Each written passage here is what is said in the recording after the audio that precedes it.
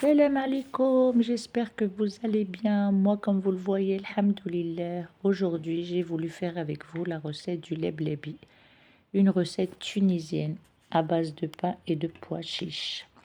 Alors, comme vous le voyez, j'ai pris des morceaux de pain que j'ai coupés en tout petits morceaux. J'ai mis au fond du plat. Les pois chiches, on les fait tremper la veille, on les cuit le lendemain. On récupère l'eau des pois chiches qu'on met sur le pain. Voilà, comme vous le voyez, moi j'essaye de récupérer vraiment toute l'eau parce que c'est ce qui va faire la sauce du leblebi. Voilà, on récupère bien tout l'eau et on laisse les pois chiches, on s'en servira pour autre chose. On pose les pois chiches sur le pain. Moi j'ai ajouté de la harissa. La harissa, j'ai mis une cuillère et demie à café dans un fond de verre et j'ai ajouté un peu d'eau pour la diluer. Comme vous le voyez, elle se dilue très très bien et c'est mieux que ça fait des paquets à poser sur les pois chiches. Après, on ajoute du cumin, kamoun ekhal. Moi, j'ai du cumin.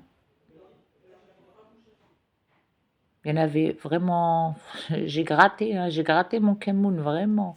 J'en avais presque plus, je m'en suis pas rendu compte. J'en avais dans un autre bocal, mais comme j'avais tout préparé sur la table, finalement, il y en a eu assez. Après, on ajoute du poivre.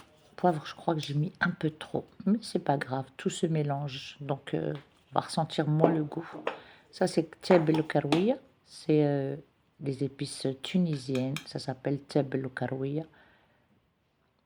Voilà, teb el karouia, c'est tout simplement du carvi avec de la coriandre moulue. Je vais ajouter du thon. Normalement, c'est du thon à l'huile d'olive, j'en avais pas. Mais comme vous le voyez à la fin, de toute façon, je vais en mettre de l'huile d'olive, donc ça change rien pour moi perso. Voilà, on ajoute de l'huile d'olive au-dessus. J'ai mis pratiquement toute la boîte de thon. J'en ai laissé vraiment un peu, j'aurais su, je l'aurais fini. L'huile d'olive, bien sûr. On n'hésite pas sur l'huile d'olive, on n'hésite pas vraiment. Comme vous voyez, j'en ai mis un peu et je vais en rajouter après. Là, j'ai fait cuire un œuf que je vais poser sur le côté. Voilà, on le dispose bien.